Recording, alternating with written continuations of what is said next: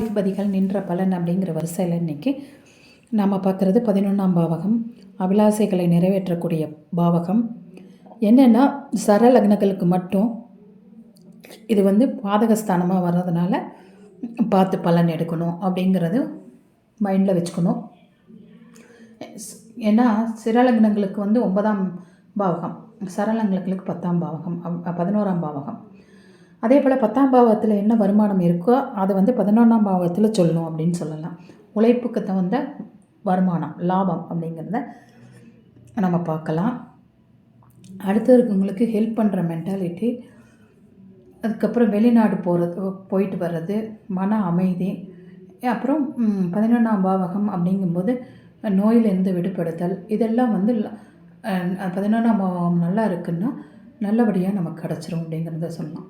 ஜென்ரலாக 11ஆம் இடத்துல சூரியன் இருக்கிறது அப்படிங்கிறது சகல பாவ தோஷ நிவர்த்தின்னு அப்படின்னு சொல்லுவோம். அதனால தான் பிரம்ம முகூர்த்தம் அப்படிங்கிறத எல்லாமே எடுக்கிறாங்க. ஸோ 11ஆம் இடத்துல சூரியன் இருக்கிறதுங்கிறது சகல தோஷ நிவர்த்தி. அதே போல் பாவகிரகங்கள் 11 நின்னாலும் அதனுடைய பாதிப்புகள் கொடுக்கறதில்ல அப்படிங்கிறதையும் நம்ம சொல்லலாம். 11ஆம் பாவாதிபதி லக்னத்தில் இருந்தால் நல்ல சாத்வீக குணம், சுகம், வசதி, பாரபட்சம் இல்லாத நிலைமை எல்லாமே இருக்கும். நல்ல பேச்சு, வசீகரம், நிறைய லாபம் சம்பாதிக்கக்கூடியவராக இருப்பார். இதெல்லாம் இருக்கும். மூத்த சகோதர வகையில் மட்டும் ஒரு சில பிரச்சனைகள் இருக்கும். மகரத்துக்கு செவ்வாய் உச்சம் 11, மேஷத்துக்கு சனி நீசம், 11ஆம் தேதி லக்னத்தில் நீசம் அப்படிங்கிறத எடுத்துக்கலாம்.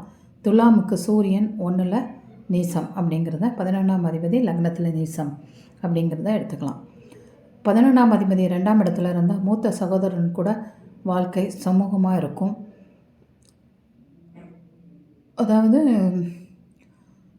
உறவு, வங்கித்துறை, வாணிகம் சார்ந்த துறை எல்லா விஷயத்துலேயும் வெற்றி பெற்றவங்களாக இருப்பாங்க. சிம்மத்துக்கு புதன் ஆட்சி உச்சம், கும்பத்துக்கு குரு ஆட்சி, மீனத்துக்கு சனி நீசம், மிதுனத்துக்கு செவ்வாய் நீசம். 11ஆம் பாவாதிபதி 3 இருந்தால் என்ன பலன்? பல தொழில் திறமை, பாடல் இருக்கும், சங்கீதம், சகோதர ஆதரவு இருக்கும், ஃப்ரெண்ட்ஸு அவங்களுக்கு நல்லபடியாக இருப்பாங்க அப்படிங்கிறத எடுத்துக்கலாம். ரிஷபத்துக்கு குரு 3 உச்சம், கடகத்துக்கு சுக்கிரன் 3 நீசம், கன்னிக்கு சந்திரன் 3 நீசம். 11ஆம் பாவாதிபதி 4 இருந்தால் என்ன பலன் அப்படின்னு பார்த்தா, அதாவது வாங்கி விற்பவங்களாக இருப்பாங்க. இந்த ட்ரேடிங் அப்படிங்கிற மாதிரி இருக்கும். அதே போல் இடம் சம்மந்தப்பட்ட விஷயத்தில் அதிலெல்லாம் இருப்பாங்க அப்படிங்கிறத, திறமையால் உயர்ந்தவர் அப்படிங்கிறத சொல்லலாம். தனுசுக்கு சுக்கிரன் 4 உச்சம், கடகத்துக்கு சுக்கிரன் 4 ஆட்சி, மகரத்துக்கு செவ்வாய் 4 ஆட்சி. 11ஆம் பாவாதிபதி 5 இருந்தால் நல்ல அதிக குழந்தைகள் உண்டு. குழந்தைகள் புத்திசாலியாக இருப்பாங்க. நல்ல நடத்தை, சுபயோகமான குழந்தை, சுப பலன்கள் நிறைய உண்டு. விருச்சகம் புதன் 5 நீசம், அதை மட்டும் கொஞ்சம் பார்த்து பலன் சொல்லணும்.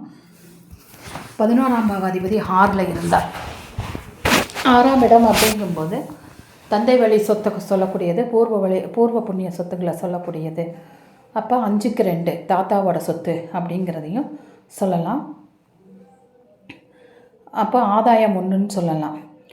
அதே போல் செல்வமும் வளரும் அப்படிங்கிறதையும் நம்ம சொல்லலாம். கும்ப லக்னத்துக்கு குரு 6 உச்சம், தனுசு லக்னத்துக்கு சுக்கிரன் 6 ஆட்சி, மிதுன லக்னத்துக்கு செவ்வாய் 6 ஆட்சி. 11ஆம் பாவாதிபதி 7 இருந்தால் கலத்தரத்தாலும் உறவினராலும் உதவிகள் நிறைய கிடைக்கும், வருமானங்கள் இருக்குன்னு சொல்லலாம். நல்ல மகிழ்ச்சியான வாழ்க்கை இருக்கும். பாதிப்படைஞ்சிருந்தால் கலத்தரத்தினாலேயும் இதுலேயே பிரச்சனை வரும். அதையும் பார்த்து நம்ம பலன் எடுக்கணும். அதே போல் 11ஆம் பாவாதிபதி 7 இருக்கும்போது ஒன்றுக்கு மேற்பட்ட திருமணங்கள் அப்படிங்கிற விஷயமும் சொல்லும். அதையும் பார்த்து நம்ம பலன் எடுத்து கொடுக்கணும் அப்படிங்கிறத சொல்லலாம். மேஷ லக்னம் சனி 7 உச்சம், துலா லக்னம் சூரியன் 7 உச்சம், மகர லக்னம் செவ்வாய் 7 நீசம்.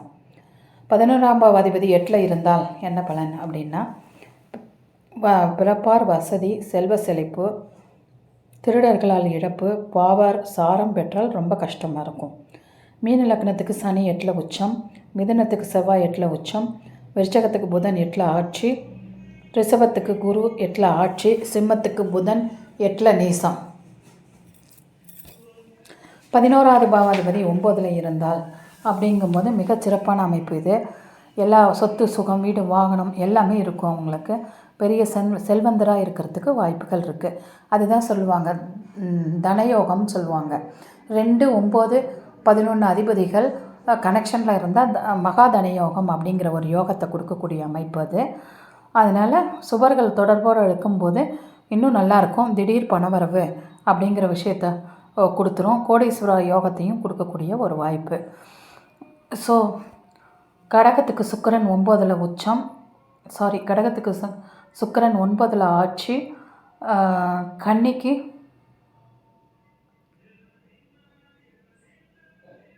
கன்னிக்கு வந்து சந்திரன் உச்சம், ரிஷபம் வந்து குரு 9ல் நீசம். கடகத்துக்கு சுக்கிரன் 9ல் உச்சம் கரெக்டு. தொழில் அப்படிங்கும்போது 11ஆம் அதிபதி 10ல் அப்படிங்கும்போது தொழில் விருத்தி இருக்கும். அரசாங்கத்தினால பாராட்டு, கௌரவம், மரியாதை எல்லாமே தேடி வரும். மூத்த சகோதரத்தில் உறுதுணையாக நிற்பாங்க அப்படிங்கிறத சொல்லலாம். மேஷத்துக்கு சனி 10ல் ஆட்சி, தனுசுக்கு சுக்கிரன் 10ல் நீசம். 11ஆம் பாவாதிபதி 11லேயே இருக்காங்க அப்படின்னா ஆட்சி, அதிக லாபம், செல்வம் பெருகும், எல்லாவித சுகமும் கிடைத்துவிடும், மகிழ்ச்சியாக வாழக்கூடியவர் அப்படிங்கிறத சொல்லலாம். 11ஆம் அதிபதி 12க்கு போயிட்டால் சுப விரயங்கள் அதிகமாக செய்வாங்க. பெரிய சகோதரர் அப்படிங்கிற விஷயத்துக்கு வந்து கொஞ்சம் கவனமாக இருக்கணும். அதே போல் மீன லக்னத்துக்கு சனி 12ல் ஆட்சி, கும்ப லக்னத்துக்கு குரு 12ல் நீசம். ஸோ இது 11ஆம் பாவாதிபதி எங்கே இருந்தால் என்ன பலன் அப்படிங்கிறத பார்த்துட்டோம். இதை வச்சு ஒரு 50% எடுத்துக்கலாம். இதில் ஏதாவது டவுட் இருந்தால் நீங்கள் வந்து கமெண்ட் பண்ணுங்கள். வாழ்க வளமுடன். கிருத்திகா.